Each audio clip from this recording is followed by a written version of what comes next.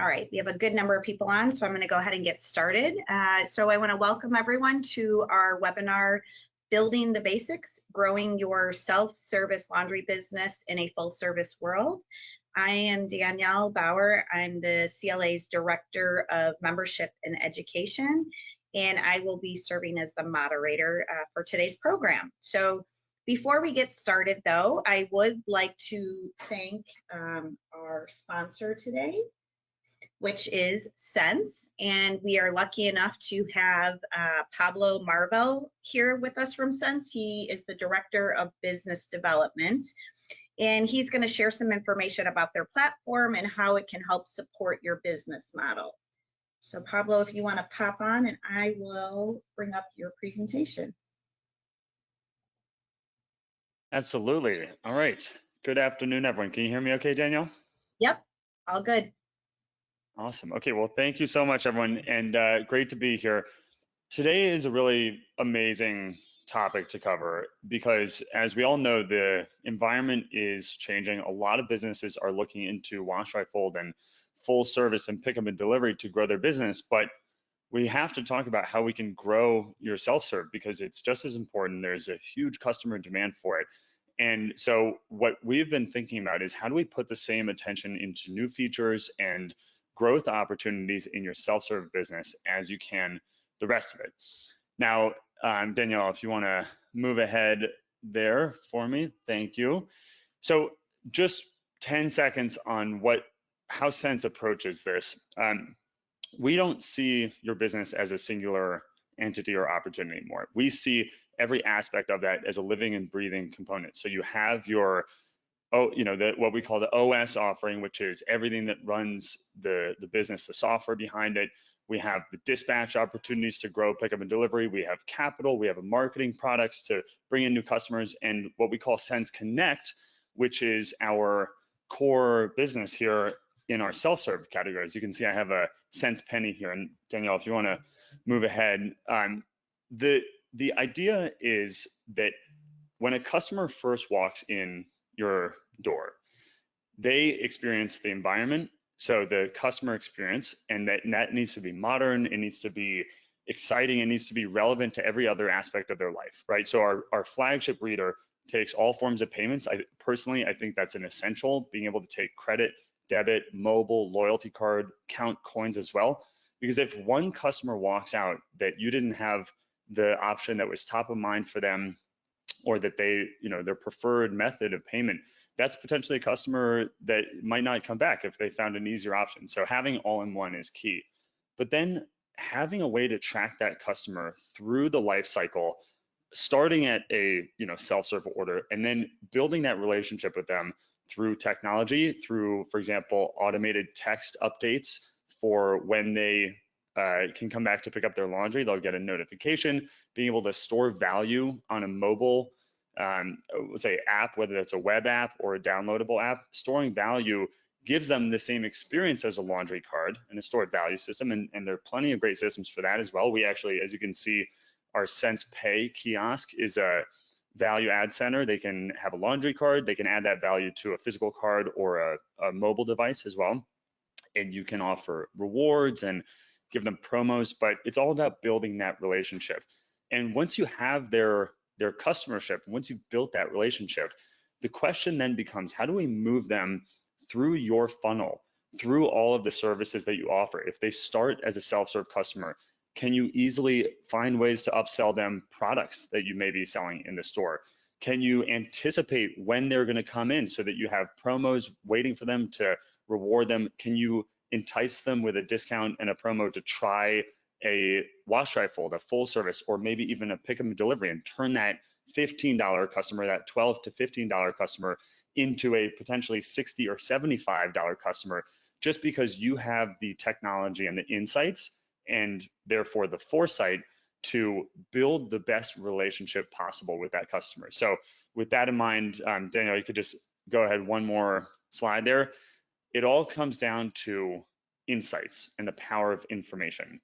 Now, we've all seen a dashboard in our life. We've all downloaded reports in our life, but the key to progress is simplicity and efficiency. And so with the Sense Connect systems, whether or not you choose to plug it into a full service wash, dry, fold environment gives you not only the granular nitty gritty, but the high level snapshot insights that you can use to build that relationship with the customer. Now, I don't want to make this a sales pitch about Sense, even though I just spent the last 10 minutes talking about our product, but I just want to share how we're thinking about the self-serve experience. And if I were an operator, and we have this conversation often with operators, the first question on our mind after how do we make your life easier is how do we give you the tools to grow your customership and keep building those relationships. I think I have one more slide on there, Danielle, but oh yes, of course.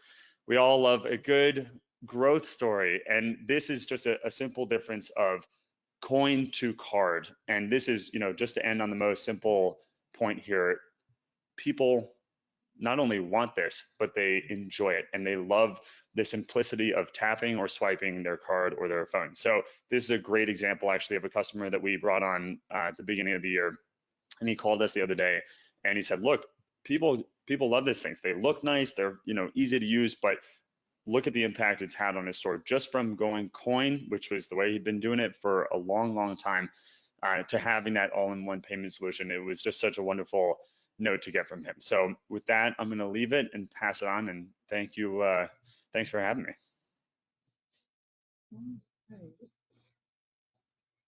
Thank you so much. Do you want to give your website so if people want to go on and find more information? Absolutely. Thank you. That is probably a good thing to include in there. Our website is Trycents, TRYCENTS, trycents.com. Any form, any way of reaching out through the site, that goes to a team of excited and ready folks to speak with you about it. So if anyone's interested in talking to our team, go over to trycents.com and we will reach out to you very quickly. Great. Thank you so much, Pablo. Thanks for joining us. Thank you.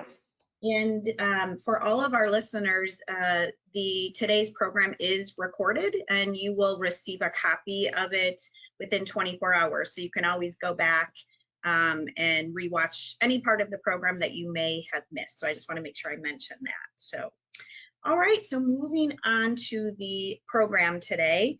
So for 2023, CLA, let me turn my camera back on. We've started something new with our webinars.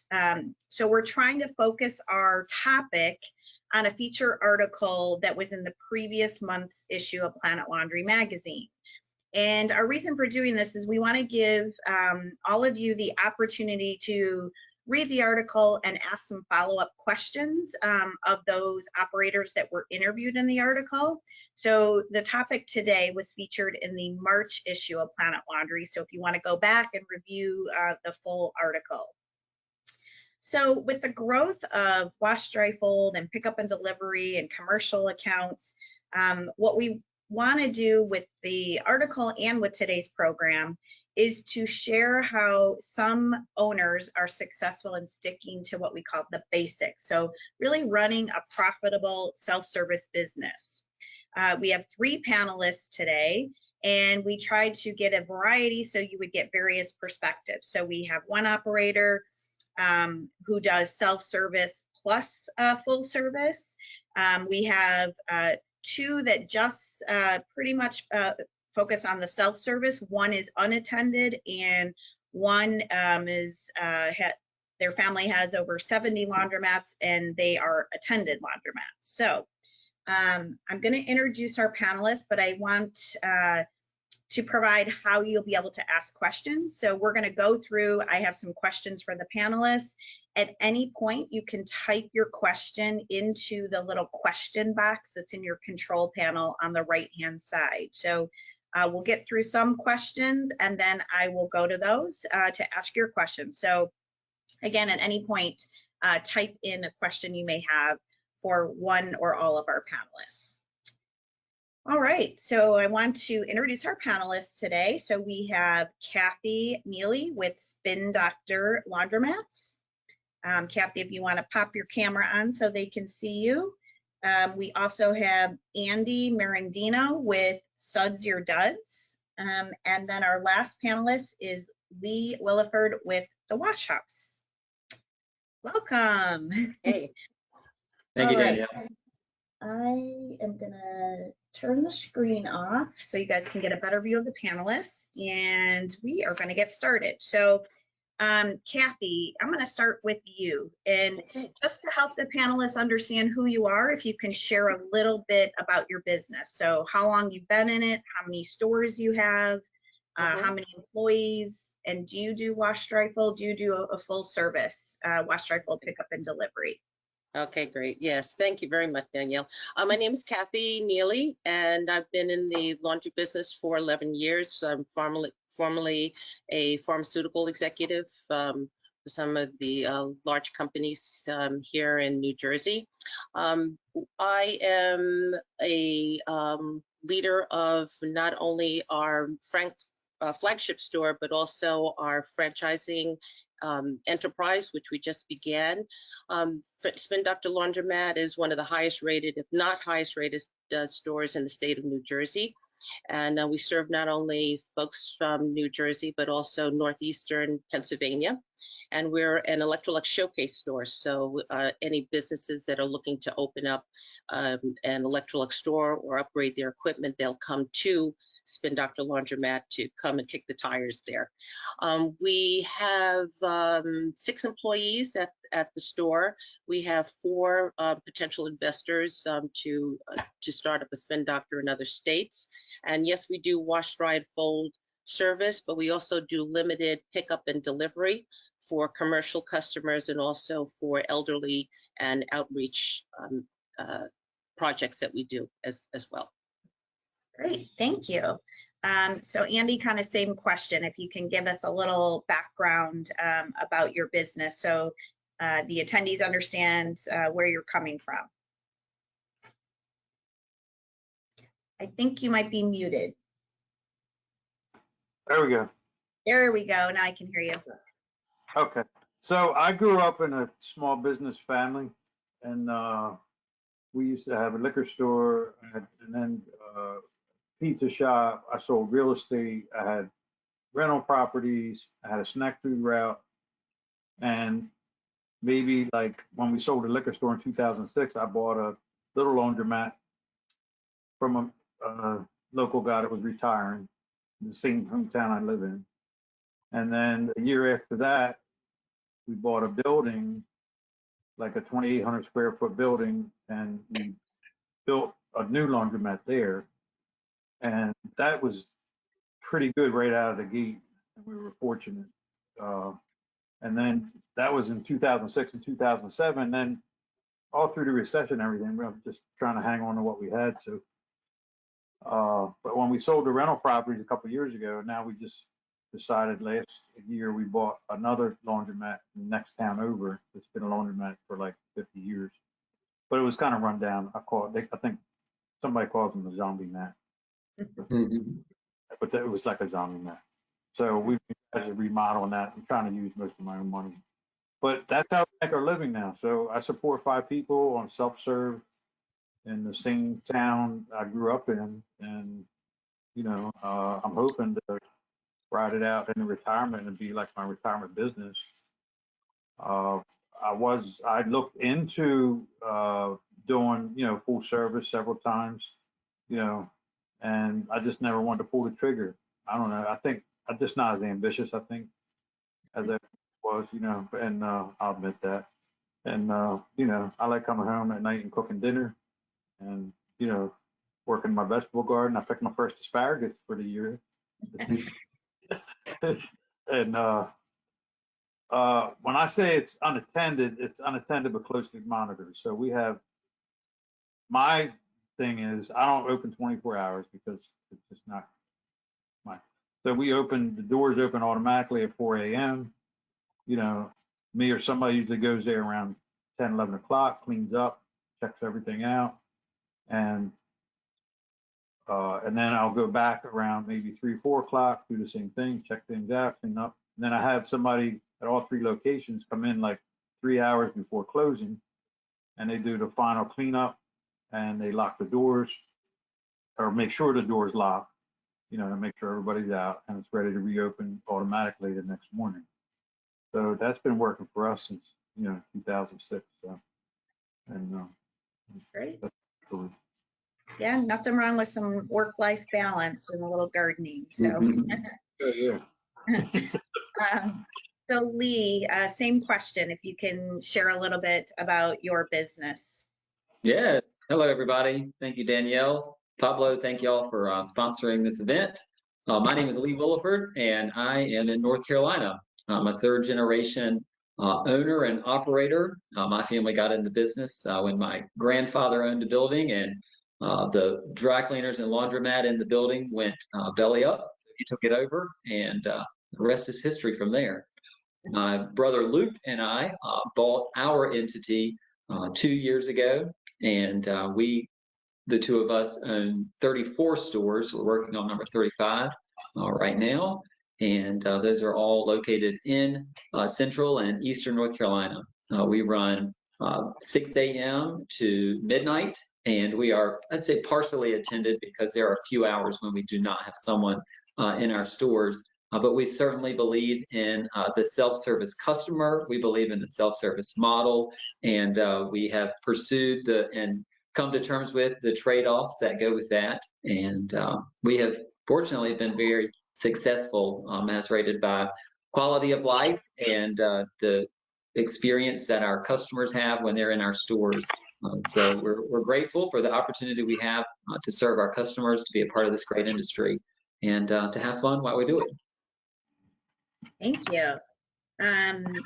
So the next question I'm going to direct at all of you, and in some ways you kind of answered it, but maybe expand a little. So we'll go back to you, Kathy. So, you know, with this growth in the whole wash, dry, fold, pickup and delivery, especially it seemed around the pandemic, do you feel self-service is still a viable long-term model for the industry? I absolutely do. And I listed on my sheet a couple of positives that I think is great takeaways for the audience.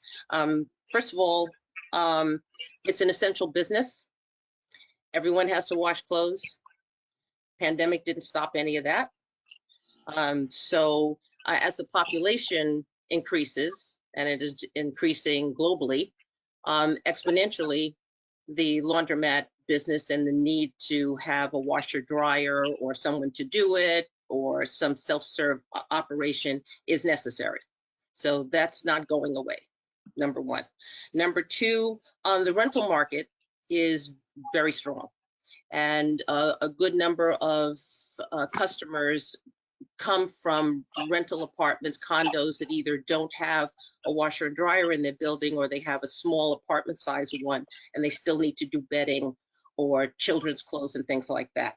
And because the wage gap is increasing in this country, you will have a lot of people who are never going to be able to afford a home or a traditional home, and will be living in an apartment for the duration, right? And then the fourth thing is that a lot of people are working from home now, and so the wash, dry, and fold and self-serve, you know, people coming in, especially during the pandemic when people started to work more hybrid and stay in the house, the number of customers that I had that I saw, it just went up. Because so I didn't really suffer at all during the pandemic. As tragic as it was, business was very good because people are home in their pajamas or in casual clothes and not going to anyone that's dry cleaning. So those are 4 positives that I think are just going to continue to drive this business forward. I think if you look online, you'll see that there's been a very slight decrease in the number of laundromats in the country, which is probably between 11 and 13,000 laundromats. I think because of COVID, we tragically lost millions of people, bodies that would be going to a laundromat, and also a lot of staff. I know that some of my competitors had to close down because they could not get staff to come back in a customer-facing business, or they got sick and ill themselves.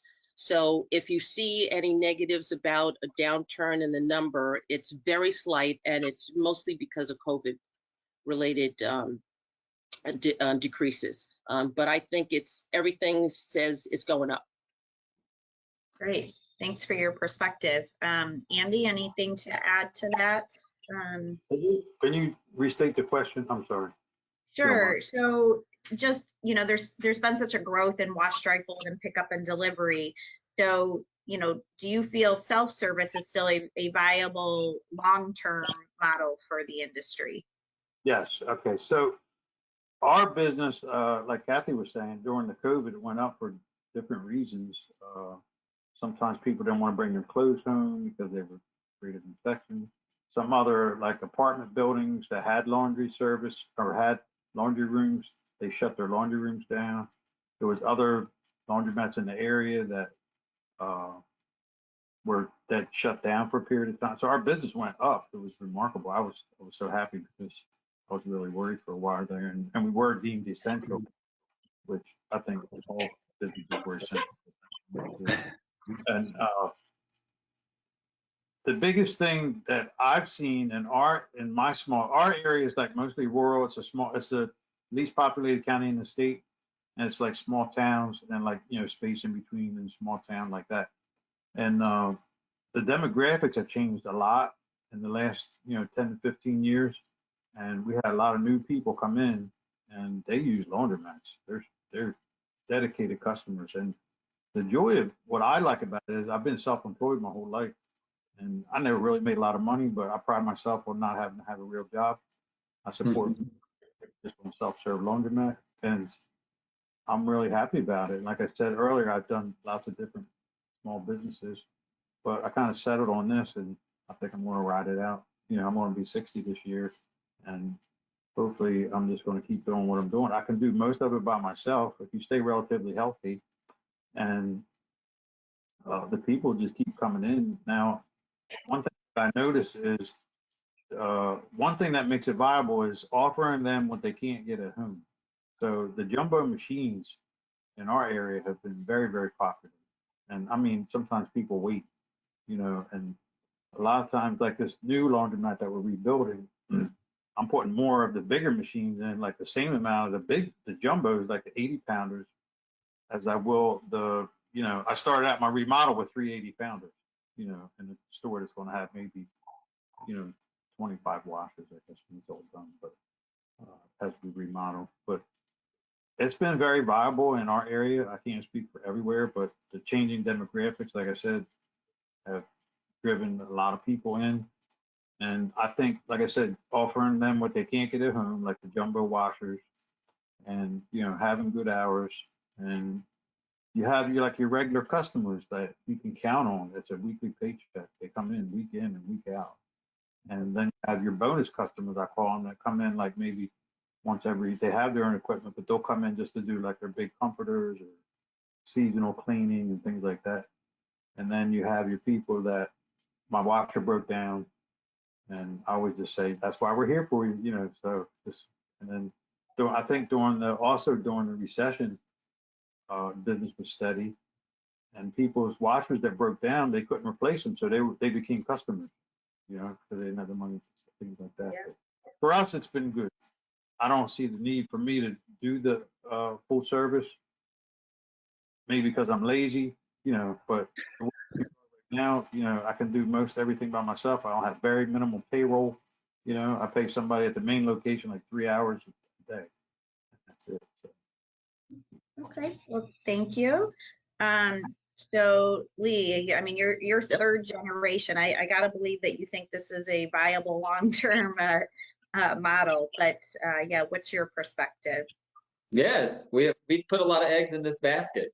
So I agree with what both Kathy and Andy have said in regards to the different elements they each touched on. A few things that I would add, I think, is again, just knowing who your target customer is and what the lifestyle, what the behavior of that customer looks like, and being able to see into the future how that will continue to be. We believe that there is, yes, a segment of the population that will exist who will be our target customer. We believe that that segment will continue to grow as our population grows, which will support adding stores, consolidating some locations into kind of better run operations.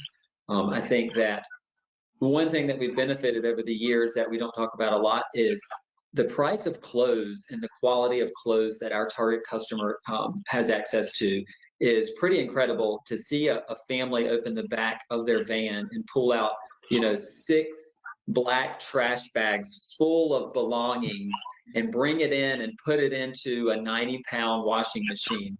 To me, that says our target customer can buy and owns a lot of volume in clothes. And so I'm very grateful that that trend is existing. I think it will continue to, just because globalization and capitalism has allowed for our customers to have access to a lot of cheap garments that hold up so that they can wash them and wear them again and again and again.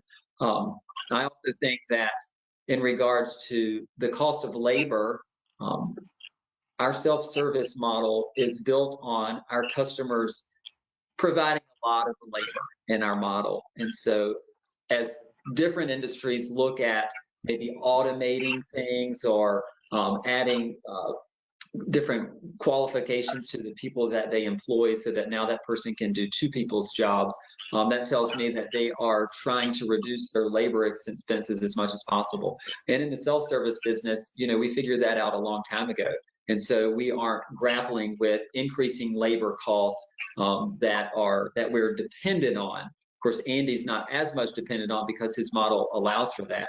We would be slightly a bit more dependent on labor. And then you take a full service business and they are heavily dependent on labor. So we're thankful that that's not a challenge that we have or that we are looking to bring into our model. So those are just a few things I think that we think about as we look into the future and see what macro factors will have an impact on our self-service model, and then how our target customer will continue to evolve as generations continue to come through. Great. So Kathy, I'm going to move to you. So you are our only panelist that does offer both the self-service side and the full service, the wash, dry, fold. So you can share a little what percentage of your business each sort of comprises, and then how do you structure your business with your employees and your space and hours and all that to kind of manage both?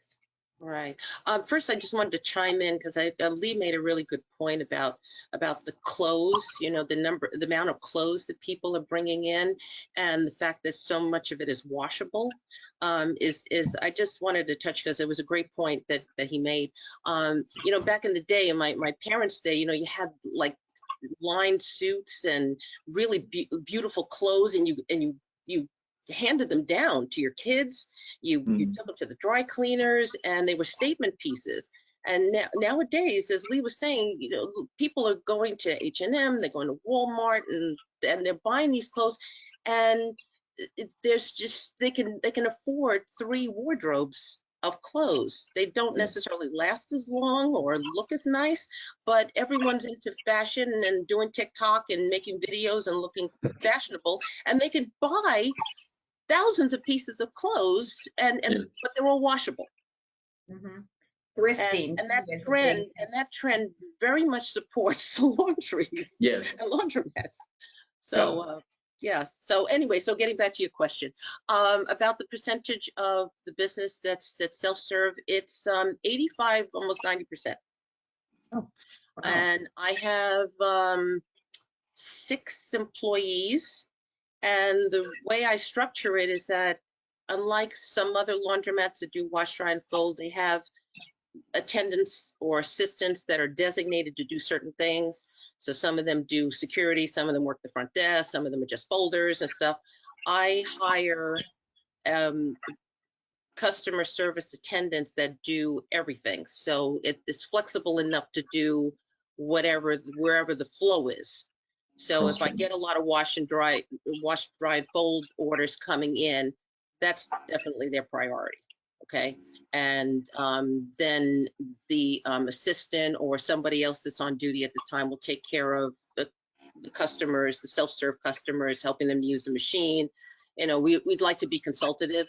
So I train them about different laundry products, a little bit about the fabrics, because customers think that we're experts in it. And we want them to be able to tell them, you know, how to use the machine and which products to use, Clorox versus Clorox 2, and what the difference is, that type of thing. But again, I structure it so that it's the attendant can multitask and do whatever the flow is. So I'm not stuck with not having a folder or something else if I get a lot of work. But that's smart to cross train. That's great. Yes. Mm-hmm. Yeah, that's great. So this question is for both Andy and Lee. So you both, you know, have shared that you have made a decision to not do full service. Now, Andy, I know you said it's because you're lazy, but is there any more to the reason you decided against it? I think you kind of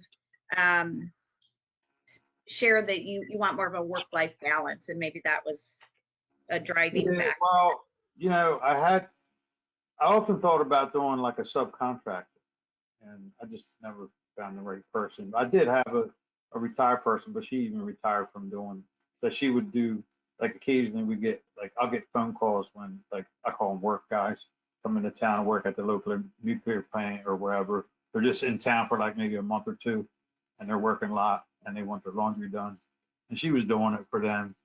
Like, I would just refer, and then she was just putting the quarters in the machine, and I would make my money that way. And then she would charge them whatever, and they would.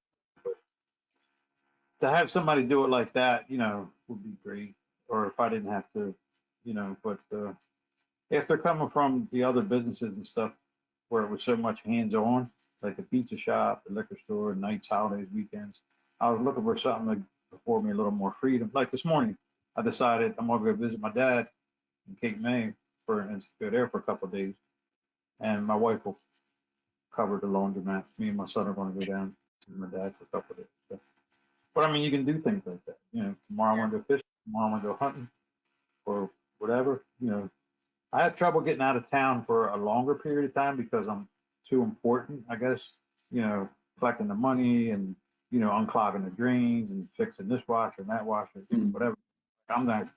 So it's really like, with 3 laundromats now, it's really a full-time job. And I just never had the to add more to it, I guess. I mean, I'm working every day. My family just thinks I ride around and collect quarters. So that's a big family joke. But every day I'm out there, you know, doing whatever I have to do to keep the place running. So, and that's just enough.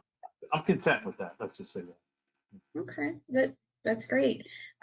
So Lee, what about your family, I guess, or maybe you and Luke, you made a decision to not do it, and I'm sure there's a good reason why. Yeah, so trade-offs are a part of running a business, and it's just a decision that we have made. We put our energy, efforts, all of our resources into serving our target customer as well as we can. And so our objective is to make sure that all the resources that we have go towards serving that person at a level that they did not anticipate. And once they become part of the Wash House family, that they will continue to experience that high level of customer experience. But with trade-offs, yeah, you know, you get a little bit more of this for a little bit less of that. And so quality of life is also something that we value. And Luke and I are both fathers. We're heavily involved with our church and community. And so we enjoy having the time that we have dedicated to those things to be able to use our personal resources for that. But there are soft costs that we found during a pilot program. So we did a wash, dry, fold, pick up and delivery pilot about 8 years ago. And there wasn't the technology back then that there is now, which I think is why we see this growth and wash, dry, fold, pickup, and delivery. And so adding that business into our model, after that pilot, we discovered it just wasn't a very good fit. And there are just soft costs that I think a lot of operators endure. Kathy's shaking her head. It's just a part of the business. It's hard to put it on paper, and it's hard to, say exactly what it is. But we take no responsibility over any of our customers. We serve about 15,000 customers, households a week. And so we don't take on any of their belongings. They bring them in. We provide a clean, safe, comfortable environment for them to process those things, and then they fold them themselves or don't fold them. A lot of people don't fold their clothes, and then go home and put them away or keep them in a basket, and that's where they find it the next time they want to wear it. So it's just a trade-off. Yes. It's just a trade-off that we have become comfortable with.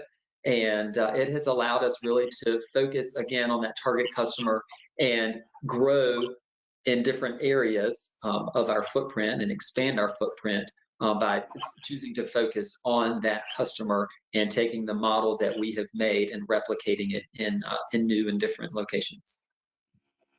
Great, thank you. Well, what I love so far is that, I think, sometimes people think laundry's laundry, but you can tell from each of you, you all do things a little bit different, have a little bit different model. So I'm going to start with you, Kathy. If maybe you can share just with your particular business model, how you run, your stores, what are just a couple keys you think to the success of your business? I think one key is consistency. With the standards, you had mentioned cross training, and when new attendants or assistants come in, we train them on how to fold exactly the same way. I don't want anyone coming in and saying, oh, I only want Andy to do it, or I only want Lee to do it, this type of thing. They can't tell. So everyone not only is folding the same way, but it's a very high quality. That's the second key.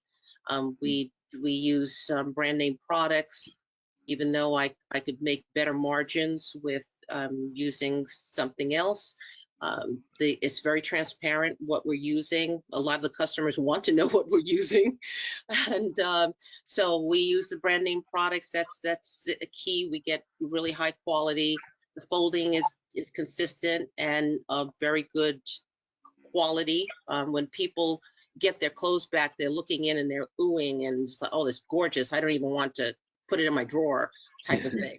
And so I've just recently said, hey, I need to charge people for this, because I was a little shy about doing that, but I charge people what the value is that they're getting and the saving of their time and the quality of what we're doing right now. So I'm not the cheapest one there, but they see the value. It matches up to what we're charging.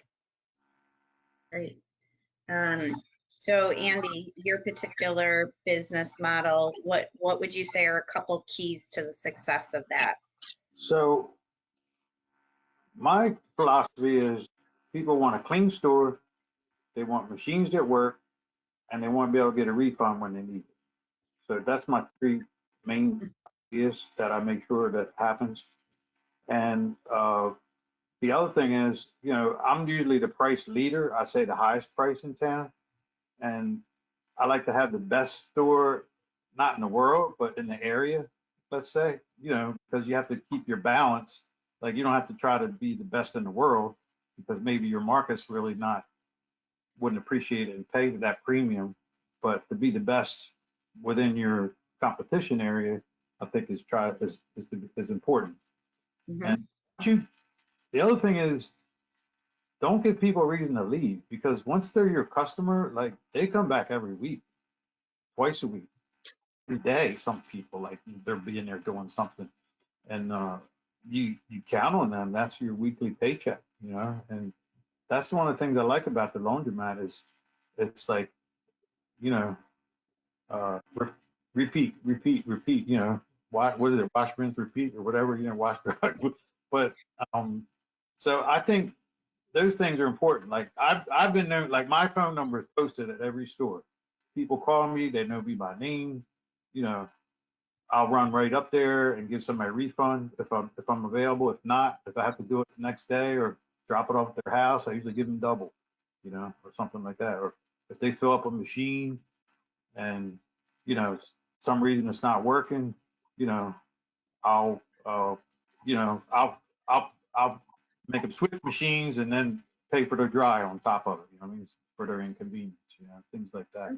And Good customer going service. out all these years and work for us. You know, people, I'll run them down to give them a quarterback. You know, to be like, I'm not worried. I said, well, I'm worried about because you never lose money doing business with me. You know, because vending is notorious, especially unattended. You know, I lost my money, whatever. And then sometimes people just tell me like a month ago or like a month later, you know, that dryer took my money or whatever, and I'll just give them the money because I'm not. I said, hey, here's $5 for that. So I never argue over a refund ever. So I just think you just treat the people the right way, and they keep They'll coming keep back. coming back. Yeah. Yeah. Yep.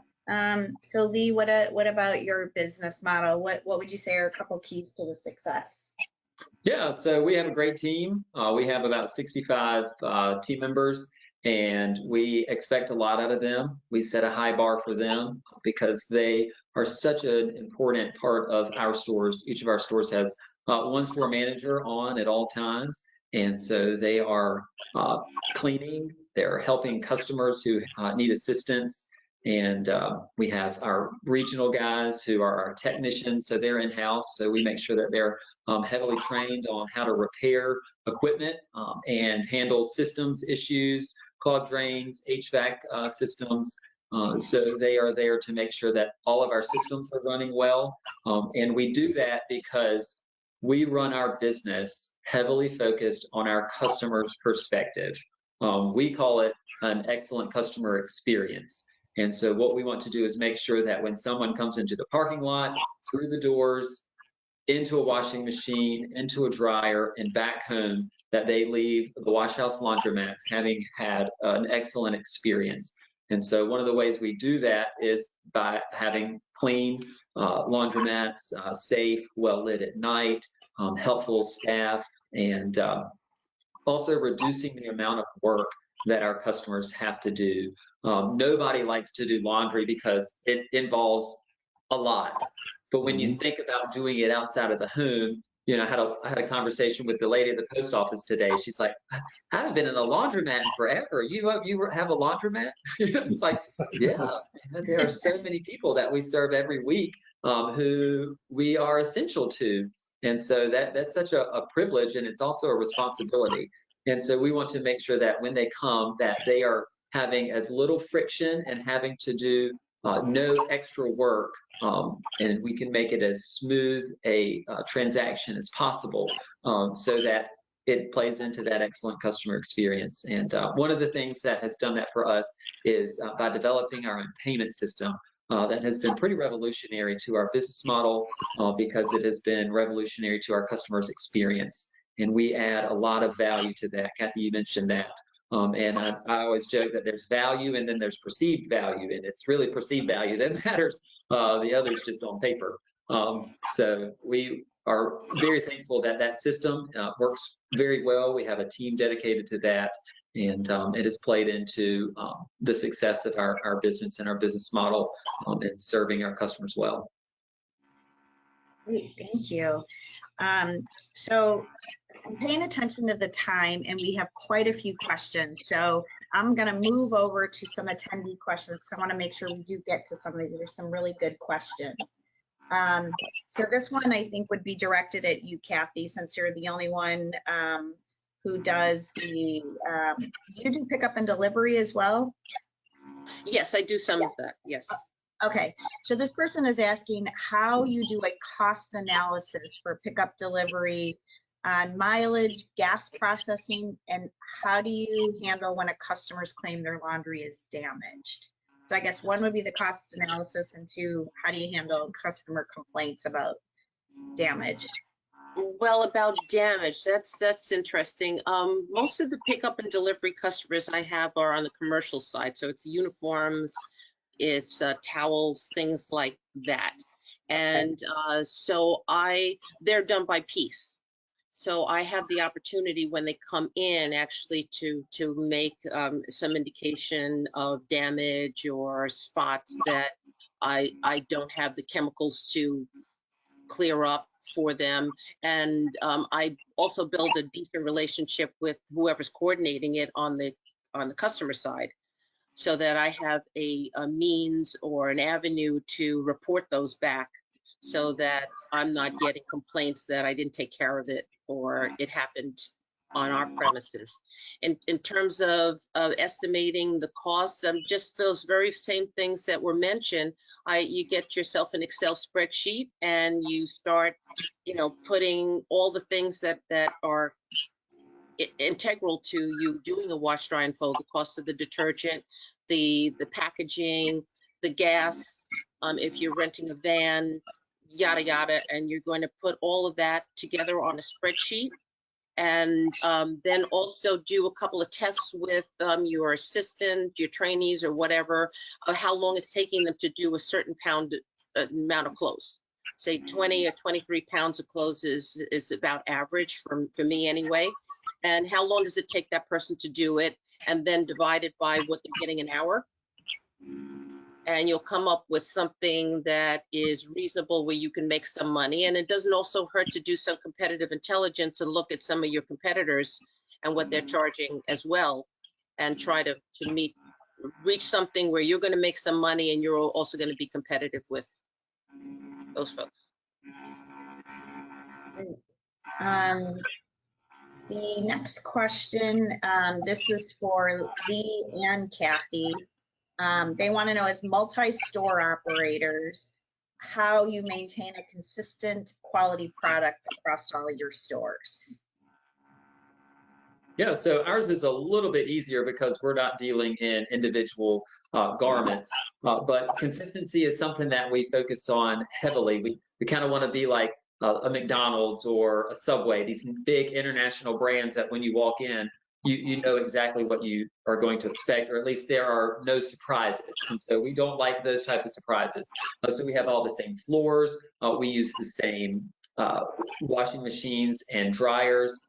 In fact, we only use 5 models in washing machines and 2 models in dryers. So we even have a kind of a reduction of the variety of offerings in our store, just to make it pretty simple and consistent.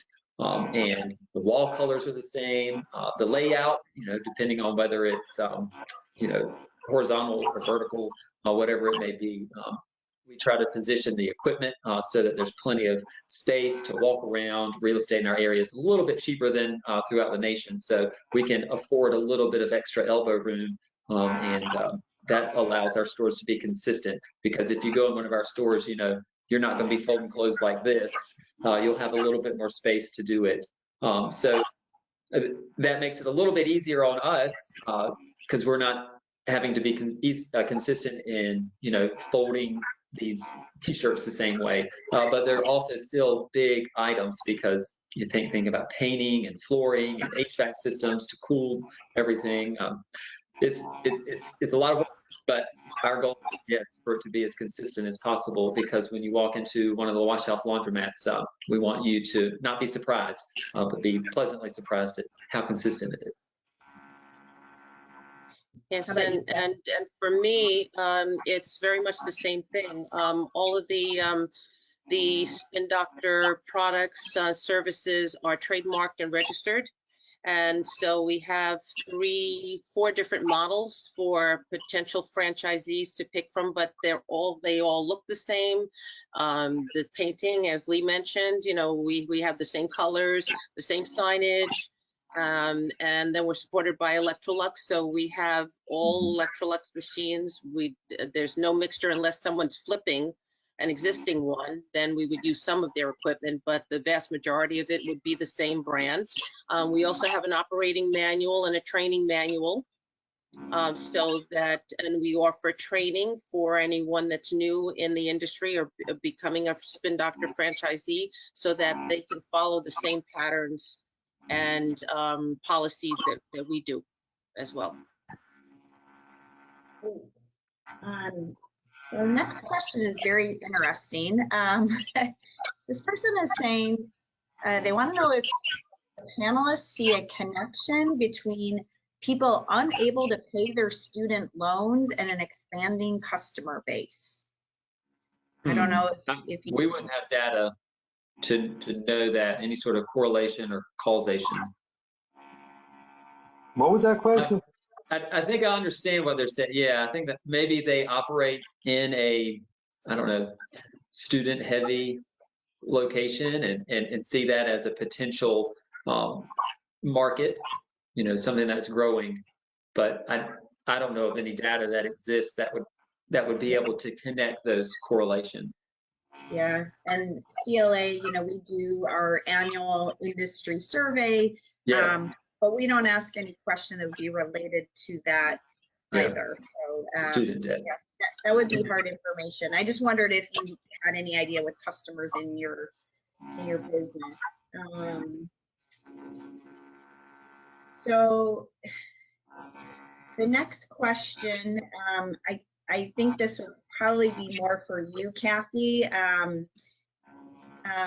So the person who sent it, there's quite a bit of information here about their business, but overall what they're looking to do, they're a 24-hour laundromat and wash, dry, fold, drop off location. And they're just trying to find ways to promote their business further. So I don't know if you have any general tips on trying to grow both the self-serve and the pickup and delivery business. Well, I'm pretty big on doing some marketing and apportion a certain amount of money a month to doing ads on Google Business, on Yelp deals. Are also really popular. Having what I call happy hours during the week, where you can adjust the prices and you can drive people in on slow days in the middle of the week, you know, Wednesday or something like that, give it a little cute name. And let's see, giveaways are really good. I like to do those. And I have right now I have a big comforter one going on right now. A lot of people are putting their bedding and things and storing them away, and so I take advantage of that to do couponing and giveaways this time of year to drive people into the store. So it's a little online, and then traditional advertising and couponing and that type of thing, particularly on slow days of the week. Yeah, I would say if you own a laundromat and you are not best friends with Google, you need to call your best friend and say, I'm replacing you with Google. So we have been playing very nice with Google for the last 15 years, and it's worked out really well for us. Google pretty much owns the internet, and so we make sure that our Google listings are highly visible. We do paid advertising through Google, and we do that per location. So the good thing about that is that if you have one store or you have 1,000 stores, you can target each market for every specific store by using Google. And so that's a very powerful tool.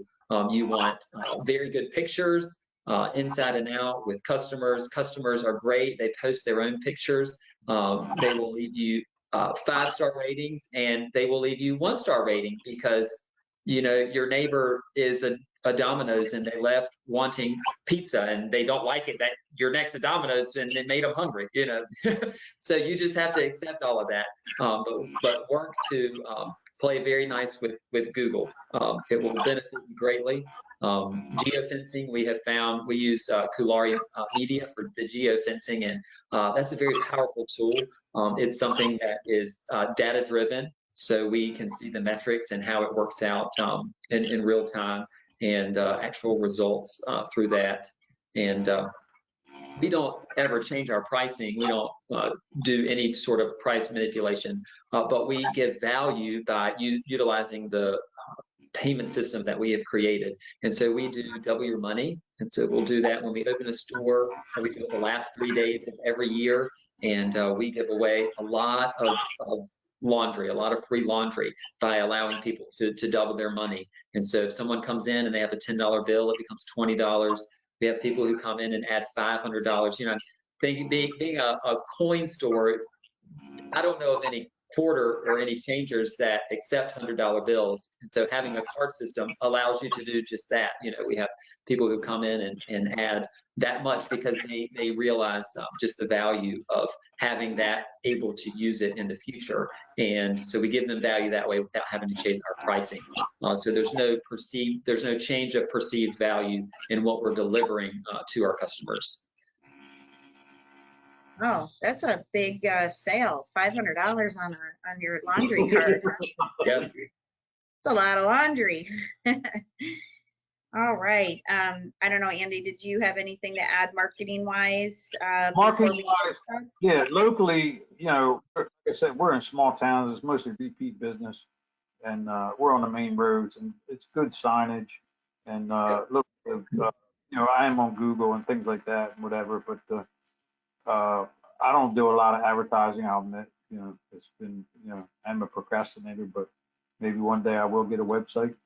I have a name. I'm not, you know, I don't do a lot of advertising, but that's just me. Well, sometimes good old word of mouth works. So yes, it isn't broken. All right. Well, thank you so much to our 3 panelists. In just the last couple minutes, I just want to share a few additional resources that CLA has. So if you are looking at getting into the whole wash, dry, fold business like Kathy has, we do have several videos on this topic that are similar to today, where we have owners who are experienced in the topic sharing their knowledge.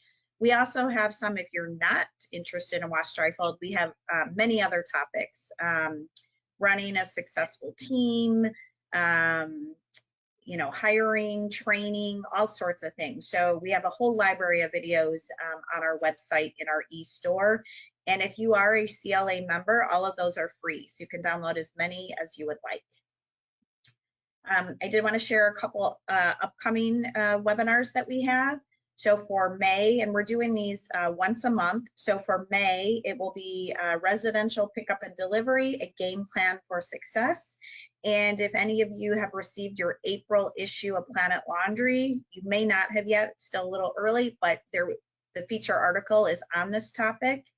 And then in June, we are doing the unattended laundromat, making that business model work, just like Andy does. So that will be June 8th. And again, look for the article in the May issue of Planet Laundry. We also do local events called CLA Connect Live. We do about 1 a month at different locations across the US. So here are a few that are coming up. This month we're doing it in Irvine, Texas. In June we are doing it in New Jersey. So Kathy and Andy, Newark area.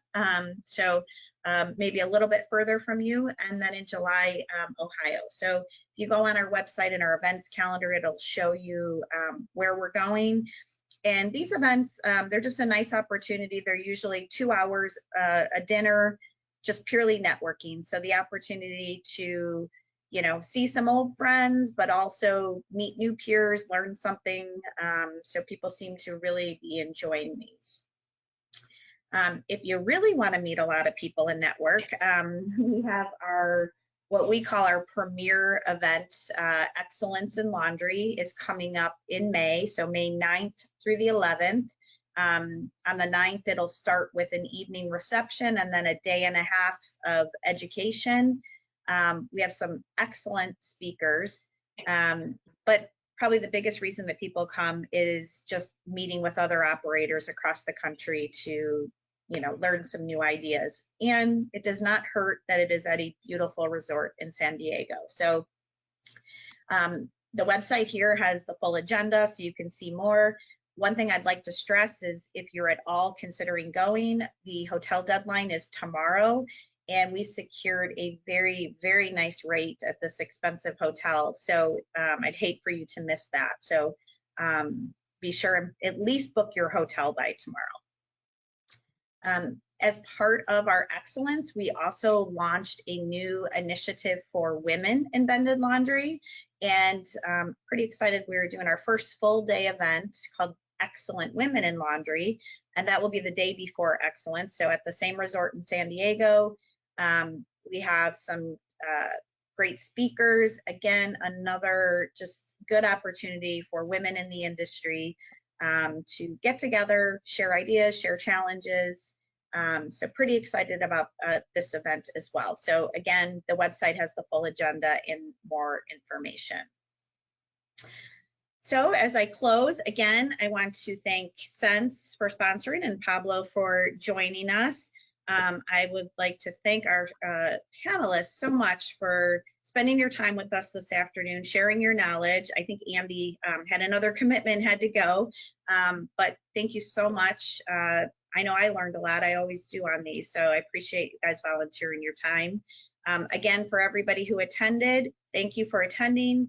You will get an email with the recording. So if you want to go back and you had to step away and you missed something, you'll get that opportunity to hear it again.